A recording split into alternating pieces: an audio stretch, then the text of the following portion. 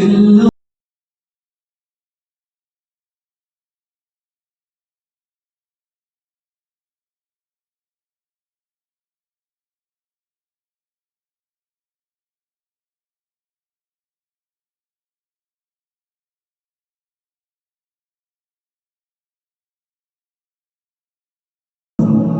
وحده لا شريك له وأشهد أن محمدا عبده ورسوله لا نبي بعده.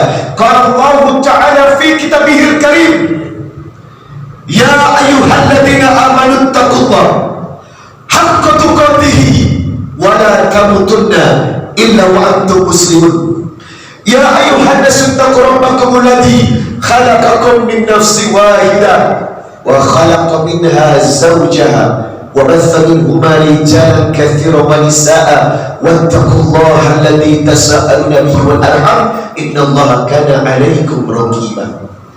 يا أيها الذين آمنوا اتقوا الله وقولوا قولا سديدا يصلح لكم أعمالكم ويغفر لكم ذنوبكم ومن يطع الله ورسوله فقد فاز فوزا عظيما. أما بعد فإن أصدق الحديث كتاب الله وخير الهدي هدي محمد صلى الله عليه وسلم وشر الأمور محدثاتها وكل محدثة بدعة وكل بدعة ضلالة وكل ضلالة في النار.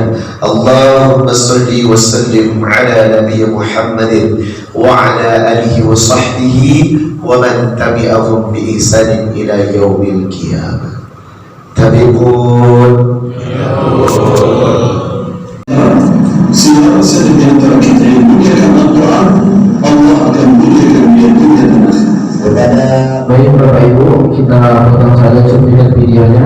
Setidaknya ada guru-guru kita yang mewakili. Beliau itu adalah pembina dan penasehat di komunitas ini yang selalu mensupport kegiatan kita, yang selalu ikut berdakwah dengan kita. Dan alhamdulillah sampai hari ini komunitas Rio Indonesia Mengaji ini masih istiqomah untuk membagikan dan mengumpul. Inna salati wa nusuki wa mahyaya wa mamati lillahi rabbil alamin. Itu amanat yang besar. Kalau kita paham tentang ayat ini, inilah ayat transaksi Anda, inilah ayat sumpah Anda kepada Allah. Kalau sumpah ini terkhianati, maka kita tidak akan beruntung seumur hidup, karena Anda dan saya telah bersumpah di hadapan Allah untuk menghabiskan ibadah kita, sholat kita, waktu hidup kita, dan mati kita hanya untuk berjuang di jalan Allah. Faktanya, dunia yang kita perjuangkan sampai kita capai. Faktanya, Anda lelah dengan urusan dunia, bukan pada urusan ibadah. Kenyataannya, potensi dunia 90% mengganggu pikiran kita, sedangkan ibadah sangat kecil jumlahnya. Inilah kenapa ini ayat transaksi yang diingatkan Imam tadi. Agar apa? Kita kembali kepada tabiat, agar kita menjadi manusia yang fitrah. Sayyid afqalu minal mizan. Tidak ada yang memberatkan mizan, timbangan besok di hari kiamat, min husnil khuluq, kecuali akhlak yang baik. Oleh karenanya, tolong di antara kepala ini yang paling kita jaga perkara mulut. Jamaah, jamaah, coba angkat tangan yang belum pernah ngomongin orang. Ada Pak. Ternyata semua yang duduk di sini tidak selamat dari jeleknya mulut, betul? Inilah perkara kenapa manusia banyak masuk ke neraka, karena walaupun dia sholat tetap mulutnya tidak terjaga. Bahkan kalau Bapak Ibu baca surat Al-Baqarah 197, faman farada fihinna al-hajja fala rafatha wala fusuqa wala jidala. Haji yang diterima adalah mereka yang mulutnya bebas dari berkata-kata kotor, mulutnya yang tidak pernah fasik kepada orang lain, dan mulutnya tidak berdebat atas nafsu dirinya. Kenapa perkara semua berakhir dengan mulut? Karena walaupun Anda sholat, Anda haji, Anda puasa, Anda sedekah, tapi mulutnya tidak bisa dijaga, semua tidak menjamin kebaikan Anda di hadapan Allah. Yang kedua, bagian perut. Al-Baqarah 168, ya ayuhan nas kulu mimma fil ardi halalan thayyiba wa la tattabi'u khutuwati syaitan innahu lakum aduwwum mubin. Tolong cari rezeki yang halal dan baik, jangan membawa uang subhat yang tidak jelas ke dalam rumah hingga Anda akan dihisab. Makan yang dimakan oleh keluarga Anda dan kita akan menjadi titik api neraka. Harus jelas uang Anda dari mana, rezeki ibu dari mana. Ustaz, saya dapat lotre judi, saya bawa pulang ke rumah, saya sedekah dengan uang judi. Sedekah dengan uang judi boleh dari Hongkong. Allah itu menerima yang baik dari awal yang baik dan akhir yang baik. Uang judi kok buat sedekah, bunga bank kok buat sedekah. Mana bisa berangkat haji dari uang yang gak jelas, makan dan minum dari uang yang subhat. Mana bisa. Pastikan Bapak Ibu, rupiah yang Anda bawa ke rumah hasil jerih payah, halal dan baik. Kalau masih subhat, jangan dikasihkan sama istri dan anak Anda. Yang uangnya tidak jelas, jangan dikasihkan. Sebab para nabi selalu menjaga ini. Salah satu faktor dikabulkannya doa, makanan dan minuman kita yang jelas halal dan thayyib. Maka perut harus dijaga. Dan yang berikutnya yang harus dijaga adalah lisan dan kemaluan. Lisan dan kemaluan. Tadi saya sudah berkata, wasu'ila an aktsari ma yudkhilun sal jannah. Perkara apa yang membuat manusia masuk surga dan perkara apa juga yang membuat manusia yudkhil sannara, masuk neraka, adalah mereka yang tidak bisa menjaga di antara dua lubang, lubang mulut dan lubang kemaluan. Maka berhati-hatilah terhadap kemaluan yang kita punya Bapak Ibu. Sebab negeri ini hancur dari perbuatan zina anak manusia ini. Negeri ini hancur dari tabiat zina orang-orangnya. Negeri ini diadab sebab perbuatan-perbuatan zina hamba-hambanya. Berapa banyak perselingkuhan suami istri yang terjadi dalam pernikahan. Berapa banyak anak-anak yang belum menikah sudah berbuat perbuatan haram. Berapa banyak tabiat-tabiat kemaluan tidak terselamatkan. Padahal kemaluan ini puncak dari kebaikan umat. Kalau lisan dan kemaluannya dijaga, maka demi Allah orang itu akan baik-baik saja. Dan yang terakhir yang harus kita jaga adalah selalu menambah ilmu dan wawasan ketakwaan kepada Allah. Majelis-majelis seperti ini, seperti subuh seperti ini adalah majelis-majelis yang tergolong Anda menjaga Allah. Sebab yarfa'illahu alladhina amanu minkum walladhina utul ilma darajat. Allah akan mengangkat derajat orang-orang yang beriman dan orang-orang yang berilmu. Inilah yang disebut amanah. Apakah amanat ini sudah kita jaga baik Bapak Ibu? Maka Ramadan merupakan momentum dan saat untuk introspeksi diri dan muhasabah. Semoga saya dan antum tergolong orang-orang yang bisa menjaga amanat. Amin. Jamaah, yang kedua, tadi itu baru lingkupnya menjaga amanat. Yang dikatakan menjaga Allah. Yang kedua, Anda tidak berkhianat terhadap sumpah Anda kepada Allah. Ustaz, apakah kita tiap orang ini punya sumpah? Setiap hamba Allah punya 3 sumpah utama yang sudah pernah Bapak Ibu ucapkan kepada Allah. Apa sumpah yang pertama? Yang pertama, Quran surah Al-A'raf ayat 172. Wa in akhadha rabbuka min bani Adam min zuhurihim dzurriyyatahum wa ashhadahum ala anfusihim alastu bi rabbikum qalu bala shahidana an taqulu yaumal qiyamah inna kunna an hadha ghafilin. Dari alam ruh Anda sudah berjanji. Dari alam ruh sebelum ditiupkan ke jasad kita sudah berjanji. Alastu bi rabbikum, wahai ruh, apakah kau akan setia kepada aku sebagai Rabb kalian? Kita menjawab, qalu bala syahidna, ya Allah, aku bersumpah akan taat dan setia selama menjadi hamba Allah. Yang kedua, sumpah yang tadi dibaca oleh imam dalam rakaat pertama, Al-An'am 162. Qul inna salati wa nusuki wa mahyaya wa mamati lillahi rabbil alamin. Anda bersumpah, Sholat Anda, ibadah Anda, hidup Anda, semua untuk Allah. Mati Anda untuk Allah. Pertanyaannya, apakah kita lelah dengan beribadah atau kita lelah mikirin dunia? Pertanyaannya, berapa jam Anda ingat Allah dan berapa jam Anda waktu habiskan untuk bersenang-senang dengan dunia? Pertanyaannya, berapa menit Anda mengingat Allah dan berapa jam Anda bermain-main dengan dunia yang fana ini? Itulah porsi yang harus kita sadari. Berapa jam kita ke masjid dan berapa jam kita nonton TV?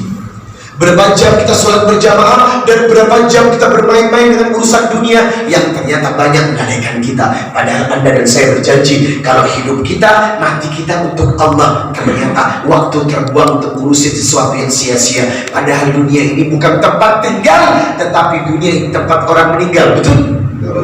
Apakah selamanya kita hidup, Bapak Ibu? Kita akan punya fase waktu yang akan terus berjalan. Kalau memang dunia ini tempat tinggal, Anda akan selamanya di sini. Tetapi kenyataannya, kullun nafsin dha'iqatul maut. Setiap yang duduk di sini akan dihampiri kematian yang tidak ada kompromi. Hari ini bisa duduk di sini, lusa belum tentu kita duduk di sini. Ramadan kali ini Anda berpuasa, Ramadan tahun depan belum tentu. Hari ini, subuh ini kita tertawa, minggu depan apakah yakin Anda tertawa di subuh ini? Hari ini kita duduk bersila, nanti sore jam 4 apakah yakin Anda mesti duduk bersila? Kematian selalu mengancam kita setiap saat. Ibu tahu malaikat maut standby.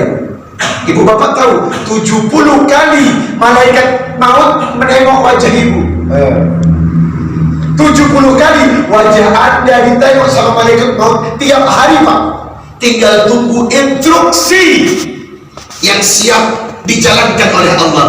Begitu idza jaa, begitu apabila tiba kematian, idza jaa ajal, kematian itu tiba, la yastakhiruna as-sa'ah wa la yastaqdimun, maka tak bisa maju, tak bisa mundur. Inilah hakikat yang harus kita sadari.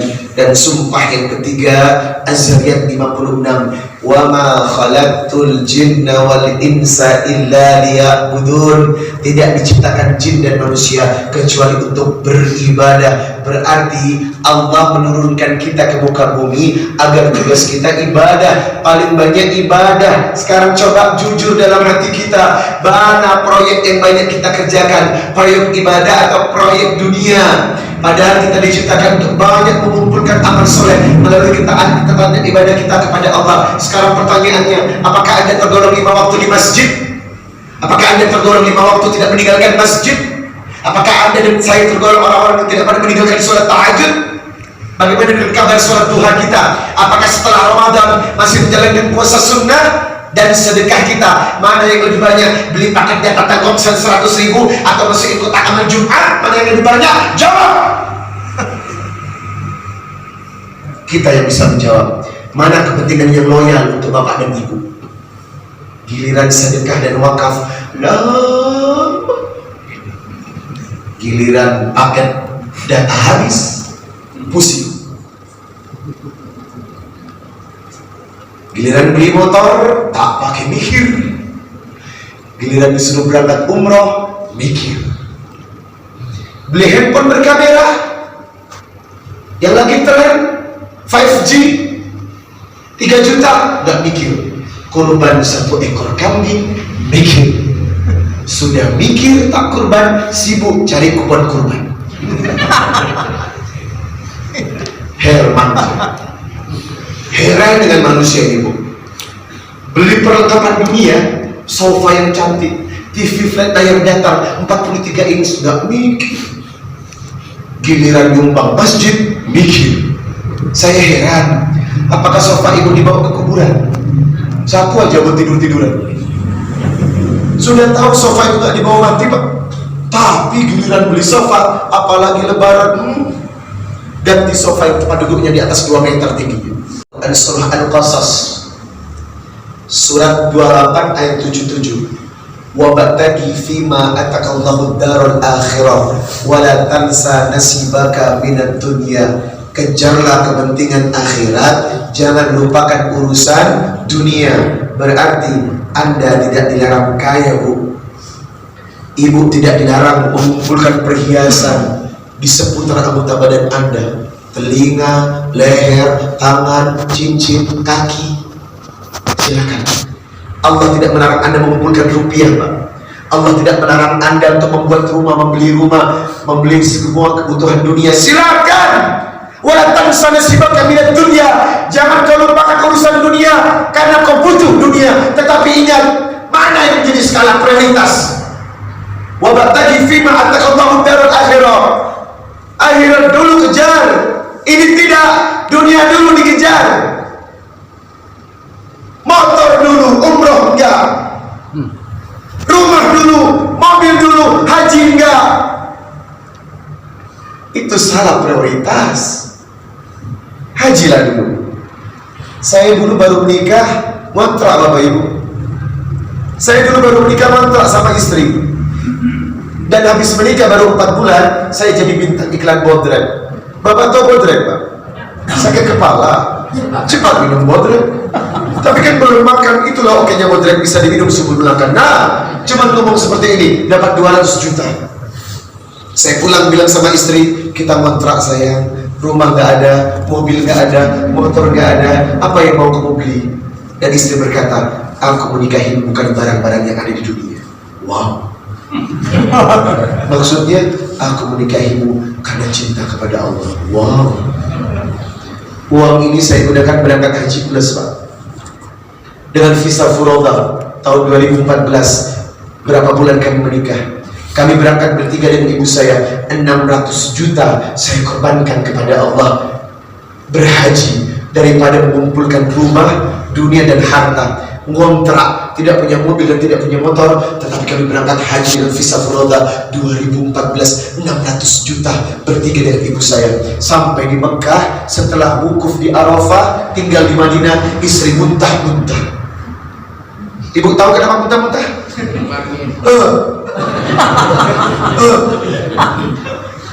Hamil, Pak. Ini tanda keberkahan. Giliran saya belum haji, tak punya anak. Menikah 4 bulan, belum hamil-hamil.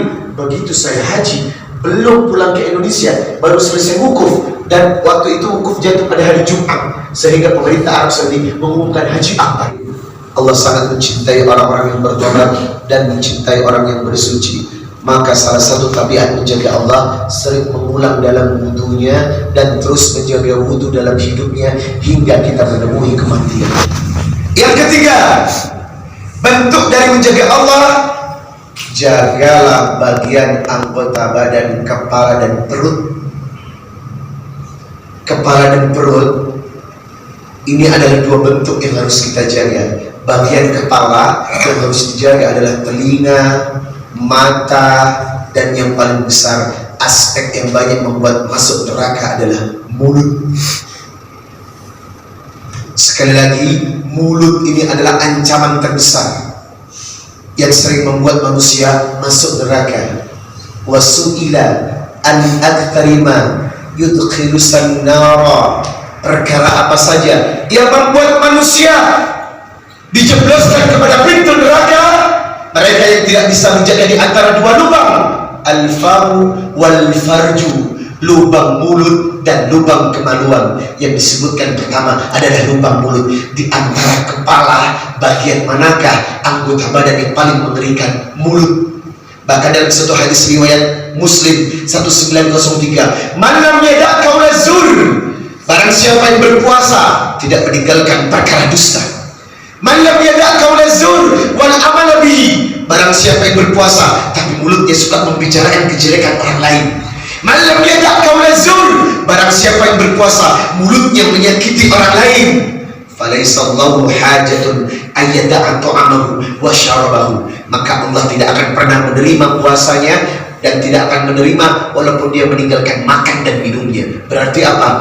Anda berpuasa tapi mulut Anda tidak dijaga, maka Allah tidak akan menerima puasa kita. Hadis ini sahih Muslim. Jelas orang yang berpuasa tapi mulutnya menyakiti orang, orang yang berpuasa komentarnya melukai hati orang, orang yang berpuasa membicarakan aibnya orang, maka demi Allah puasanya akan sia-sia. Hadis riwayat Tirmidzi nomor 2505, man ayyara akhahu bidambi, Barang siapa yang membicarakan dosa saudaranya, man ayyara akhahu bidambi, barang siapa yang pandai membicarakan aib dan dosa saudaranya, lam yamut hatta ya'manuhu, maka orang itu tidak akan mati kecuali mati seperti dosa yang ia bicarakan atas dosa saudaranya. Makanya jangan menghina ahli berzina, jangan menghina ahli maksiat, sebab ahli berzina dan maksiat bisa bertaubat dan tobat yang diterima. Dan sebaliknya, Anda yang sombong, saya yang sombong, kita yang sombong dan mengaku amal kita paling bagus sehingga pandai membicarakan aib orang dan membicarakan dosa saudaranya, maka bisa berpotensi kita mati dalam keadaan su'ul khatimah, mati yang buruk sesuai dengan apa yang kita ucapkan dan kita bicarakan dari dosa orang lain. Makanya tidak usah berpikir untuk pandai menjadi wasit atau komentar atas aib dan keburukan orang, karena bisa jadi Anda akan terlibat sesuai keburukan yang Anda bicarakan. Bahkan ala